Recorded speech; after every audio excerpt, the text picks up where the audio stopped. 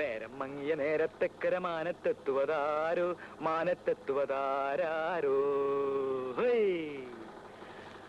അങ്ങും ഇങ്ങും നക്ഷത്രങ്ങൾ എന്നുടെ വലയിൽ വീണല്ലോ എന്നുടെ വലയിൽ വീണല്ലോ എന്നുടെ വലയിൽ വീണല്ലോ എന്നുടെ വല. ഇന്ന് വൈകുന്നേരം രാജകുമാരി വരും. രാജകുമാരിയോ? ആശാൻ തമാശ. ഇന്ന് ബ്ലൗസ് തച്ചു കൊടുക്കാന്നാ പറഞ്ഞിരിക്കുന്നത്. അതിന് ബ്ലൗസിന്റെ അളവ് വേണ്ടേ? അളവ് ബ്ലൗസ് മേശക്കടിയിൽ ആശാൻ ഒളിപ്പിച്ച് വെച്ചിരിക്കല്ലേ. എടാ എടാ, ആ അളവ് ബ്ലൗസ് കൊണ്ട് ബ്ലൗസ് വെച്ചാലേ അവളുടെ ഇപ്പോഴത്തെ കണ്ടീഷൻ അനുസരിച്ച് അതങ്ങനെ കടക്കില്ല. ആശാൻ അവർ തൊട്ടും പിടിച്ച് അളവെടുക്കാൻ വേണ്ടി അല്ലേ ആശാനെ? നേരം മങ്ങിയ നേരത്തക്കര മാനത്തെത്തുവതാരോ. ബ്ലൗസ് വെച്ചോ? എന്ത് ചോദ്യ രാജകുമാരി ഇത്? അളവെടുക്കാതെ ബ്ലൗസ് തയ്ക്കാൻ പറ്റുമോ? അളവ് ബ്ലൗസ് തന്നിരുന്നല്ലോ. അതുകൊണ്ട് ബ്ലൗസ് തയ്ച്ചാ രാജകുമാരിക്ക് ഇടാൻ പറ്റില്ല. എന്റെ രാജകുമാരി, ഇത് നിന്റെ കല്യാണ സമയത്തുള്ള ബ്ലൗസ് അല്ലേ? അന്നത്തെ പോലെ നീ ഇപ്പിരിക്കുന്നത്. ശരിയാ, ഞാനതങ്ങ് മറന്നു. പക്ഷേ ഇന്ന് എനിക്ക് ബ്ലൗസ് വേണം. അതിന് 1 മണിക്കൂർ സമയം പോരെ? രാജകുമാരി വാ, അളവെടുക്കാം. വാ.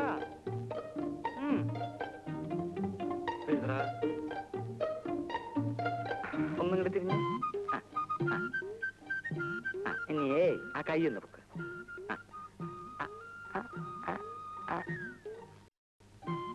34. എത്ര? 34. കൈ പൊക്കേണ്ടിരുന്നോട്ടെ, അതൊരു കുഴപ്പമില്ല. കൈ പൊക്കിച്ച കൊല്ലാനൊന്നല്ലല്ലോ. 35. എഴുതറ. 35. തിരിഞ്ഞു. ഞാൻ ഇവിടെ ഉണ്ട്. ഞാൻ ഒരു സ്ഥലത്തേക്ക് മുകളിൽ നിന്റെ അളവൊക്കെ എടുത്ത് നിന്നെ ഞാൻ ഇന്ന് ഹസ്ബൻഡ് ഇപ്പൊ ഇവിടെ ഉണ്ട്. അപ്പൊ 2 കൊല്ലം കഴിഞ്ഞിട്ടില്ലേ വരുള്ളൂ എന്ന് പറഞ്ഞത്? അവിടുന്ന് പിരിച്ചു വിട്ടു. 10. എഴുതാ. 10. 18. എഴുതാ തെണ്ടി.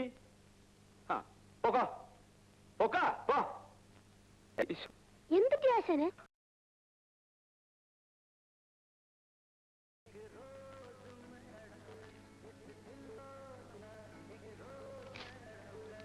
ഓ, തട്ടാര് പണപ്പരവും കഴിഞ്ഞ് പോവുമല്ലേ? മടി നിറച്ച് പണമായിരിക്കും. കാണാനുള്ള പെമ്പിള്ളേരുള്ള വീട്ടില് തട്ടാര് പലിശക്ക് കൊടുക്കത്തുള്ളൂ. അത് ലോകം പറഞ്ഞ കാര്യമല്ലേ?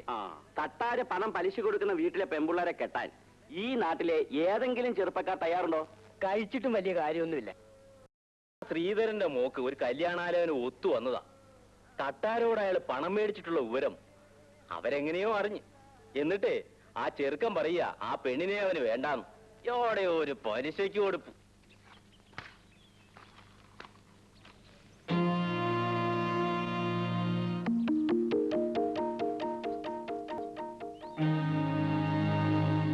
ശ്രീധരനോടില്ലേ? നീ എന്തായാലും മനുഷ്യരെ കാണാതെ ഓടി അകത്ത് കയറിയത്? അച്ഛൻ ഇവിടെ ഇല്ല. തിരിച്ചു തരണ്ടെന്ന് വിചാരിച്ചോ അപ്പം പലിശയ്ക്ക് പോയത്? അതാ നിന്റെ ആങ്ങൾക്ക് ജോലി കിട്ടിയോ? അച്ചുത്തട്ടായുടെ കൈ കൊണ്ട് ആർക്ക് പണം കൊടുത്താലും മോശം വരില്ല. നീ അച്ഛനോട് പറഞ്ഞേര് പണം തരാമെന്ന് പറഞ്ഞ തീയതിയൊക്കെ കഴിഞ്ഞെന്ന്. അച്ഛൻ ഒരിടത്തുനിന്ന് പണം ചോദിച്ചിട്ടുണ്ട്. ഇത് കിട്ടിയാൽ ഉടനെ അച്ചുത്തട്ടാരെ പണം കൊണ്ട് തരാം. പണം കിട്ടിയാലല്ലേ? നീ പറഞ്ഞുകൊണ്ട് ഞാൻ കുറച്ചു ദിവസം കൂടെ ക്ഷമിക്കാം. നീ എന്തായാലും മറയത്ത് തന്നെ നിൽക്കുന്നേ? ഇങ്ങോട്ട് ഇറങ്ങി വാ, ഞാനൊന്ന് കാണട്ടെ. ഒന്നിറങ്ങി വാടി പെണ്ണേ. നീ അങ്ങ് വളർന്നു പോയല്ലോടി പെണ്ണേ. പെണ്ണുങ്ങളായ ഇങ്ങനെ വേണം. നിനക്ക് സ്വന്തം ആവശ്യത്തിന് വല്ല പണമോ പൊന്നോ പൊടിയോ വല്ലതും വേണം, വീട്ടിലേക്ക് വന്നാ മതി കേട്ടോ. ആരാ മോളെ? ഓ, കല്യാണത്തുള്ള സുഖമില്ലാതെ കിടക്കാണല്ലേ? വിളിക്കണ്ട, ഞാൻ പോവാ. ഞാൻ പറഞ്ഞു നീ മറക്കണ്ട കേട്ടോ.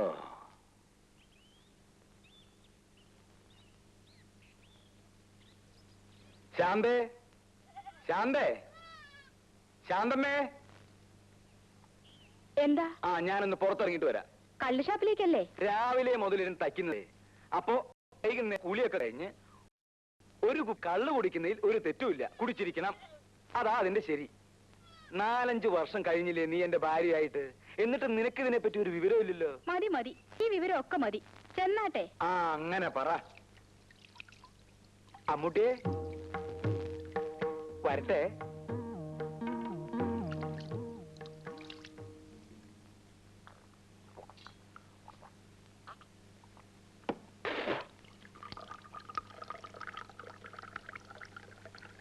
അച്ചുത്തട്ടാര് പണം പലിശയ്ക്ക് കൊടുത്താ തിരിച്ചു വാങ്ങാനും അറിയാം.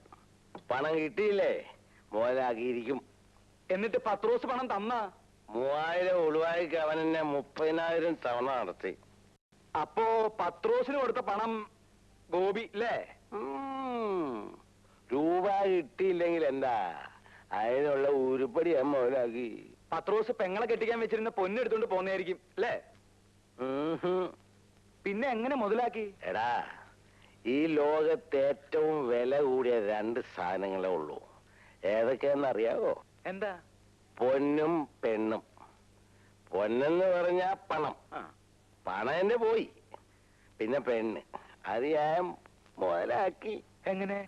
ലോകത്തൊരു കുഞ്ഞു പോലും അറിയാതെ പത്രോസിന്റെ ഭാര്യ റോസക്കുട്ടിയെ ഞാൻ... അയ്യോ, അതാടാ അച്ചുതട്ടാര്. മനസ്സിലായോ? ഭഗവതി, അച്ചുതട്ടാറ് ഞാൻ സമ്മതിച്ചിരിക്കുന്നു. അപ്പോഴേ ഭാർഗവ, തയ്യക്കട തുടങ്ങാൻ ജാമ്യമില്ലാതെയാ ഞാൻ നിനക്ക് 5000 രൂപ തന്നിട്ടുള്ളത്. പലിശ തന്നെ ഇത് 3ാമത്തെ മുടക്കമാ. ഇത് ഇങ്ങനെ പോയാൽ... അയ്യോ, ഞാൻ ആവുന്നത് വേഗം തിരിച്ചു തരാം അച്ചുതട്ടാരെ. ആ ഓർമ്മ വേണം. ഞാൻ വരട്ടെ.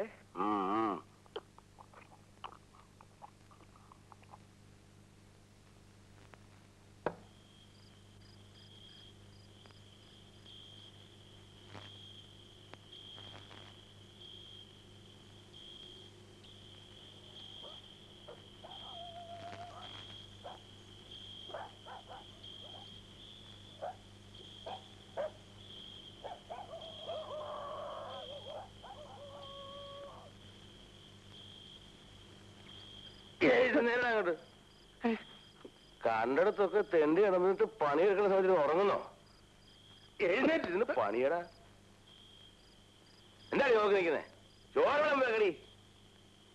അവിടെ നോക്കാൻ വന്നിരിക്കുന്നു. ഉറങ്ങാൻ കണ്ട സമയേ.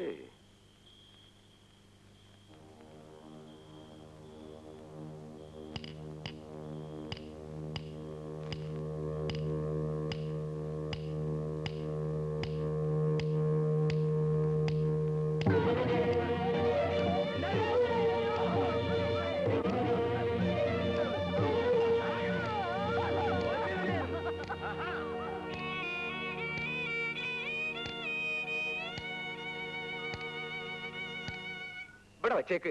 ശാന്തമ്മേ, നീ ഇങ്ങനെ കുനിഞ്ഞിന്ന് പണിയെടുക്കരുതെന്ന് ഡോക്ടർ പറഞ്ഞിട്ടില്ലേ? യൂട്രസ് മാറ്റിയതാ, നടുവിളക്കരുത്. അതൊക്കെ നോക്കിയാ ചേട്ടന്റെയും മോളുടെയും കാര്യം ആരാ നോക്കുക? എന്തെങ്കിലുമൊക്കെ ഇവളും ചെയ്യില്ലേ? കൊച്ചു കുട്ടിയൊന്നും അല്ലല്ലോ, 10-17 വയസ്സായില്ലേ? അമ്മു, നീ ഇതൊന്ന് വിളമ്പിയേ. അമ്മു, നീ ഇങ്ങട് വാ. വാ, ഇതൊക്കെ ഒന്ന് വിളമ്പിയേ.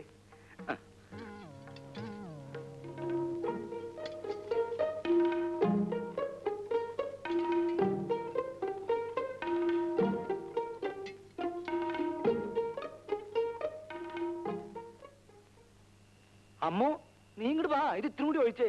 വാ വാ. നിന്നോടല്ലേ ഞാൻ വേണ്ടാന്ന് പറഞ്ഞത്? എനിക്കിപ്പോ ഒരു അസുഖവും ഇല്ല ചേട്ടാ. എന്നൊക്കെ ഇപ്പൊ പറയും. നടു അനങ്ങിയാലുണ്ടല്ലോ വേദന കൂടും. പറഞ്ഞില്ലെന്ന് വേണ്ട, ഒന്ന് പറഞ്ഞു കൊടുക്ക എന്റെ അമ്മൂട്ടിയെ.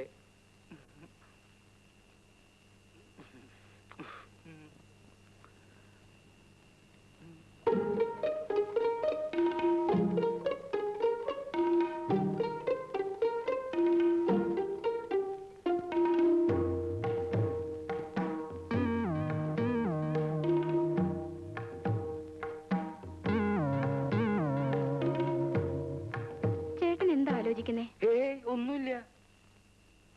എനിക്കറിയാം,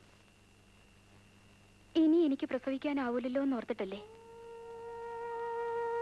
ഭാർഗവേട്ടന് ആൺകുട്ടിയോടാണ് ഇഷ്ടം.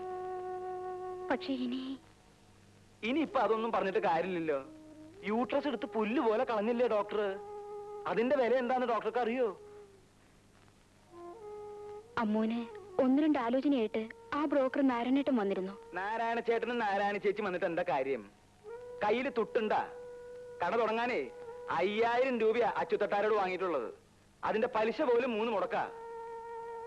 അയാള് പണം കിട്ടാത്തടന്ന് പണം മുതലാക്കണ കാര്യം കേട്ടിട്ടേ എനിക്ക് പേടിയാവണു ഈശ്വര. അവളുടെ കാര്യം നോക്കാൻ നമ്മളല്ലാതെ പിന്നെ ആരാ ഉള്ളത്? അവൾക്ക് ഞാനില്ലേ? അവളുടെ കാര്യം ഞാൻ ആലോചിക്കാകില്ല. വരട്ടെ.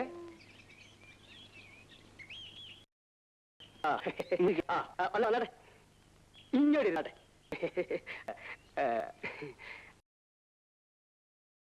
അച്ഛത്തൊട്ടാൻ എവിടെ പോയി? അച്ഛൻ കുളിക്കുക. ഇത് ചെറുക്ക നല്ല സെറ്റപ്പാ.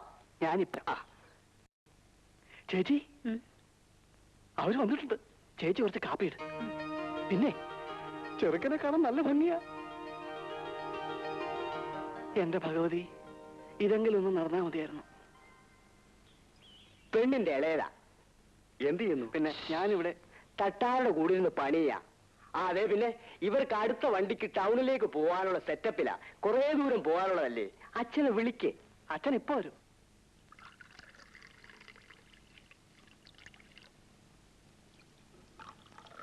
ആർക്കാ ഇത്? അച്ഛാ, ചേച്ചിയെ കാണാൻ നാരായണൻ ചേട്ടനോട് രണ്ടുപേരും വന്നിരിക്കുന്നു. അതിനായിരിക്കും കാപ്പി ഉണ്ടാക്കിയത്. ഞാനൊന്ന് സംസാരിക്കട്ടെ, എന്നിട്ട് മതി കാപ്പിയും ചായയൊക്കെ. ആ തട്ടാരെ, ഇതാണ് ഞാൻ പറഞ്ഞ ചെറുക്കൻ. ഇത് അമ്മാവൻ. ചെറുക്കൻ അണ്ടി കമ്പനിയിലാ ജോലി.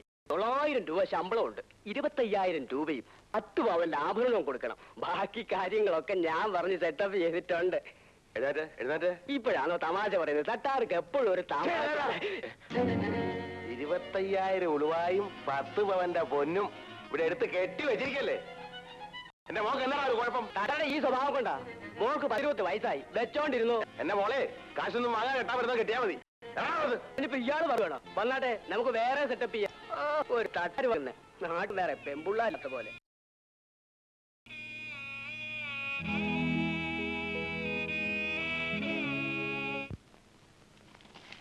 അയ്യോ, അവൾക്ക് ആശയല്ലോ. ആശ വരട്ടെ. നിന്റെ ആശാ മരുന്ന് നിൽക്കാൻ എനിക്ക് നേരമില്ല. ഞാൻ വേറെ കടയിൽ കൊടുത്തോളാം. എന്റെ പൊന്നു ചേച്ചിയല്ലേ, പിണങ്ങി പോവല്ലേ. ചേച്ചി ഇവിടുത്തെ സ്ഥിരം കസ്റ്റമർ അല്ലേ. നിനക്ക് അളവെടുക്കാൻ അറിയോ? അറിയാമോന്നോ? ചേച്ചിക്ക് ഇഷ്ടമാണെങ്കിൽ ഞാൻ എടുക്കാം.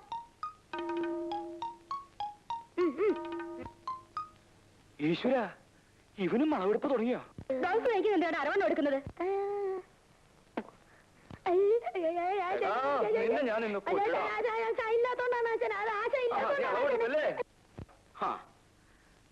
ഞാൻ വരുന്നത് വരെ ക്ഷമിക്കാൻ രുക്മിണിക്ക് ഇത്ര ക്ഷമയില്ലാതെ പോയല്ലോ.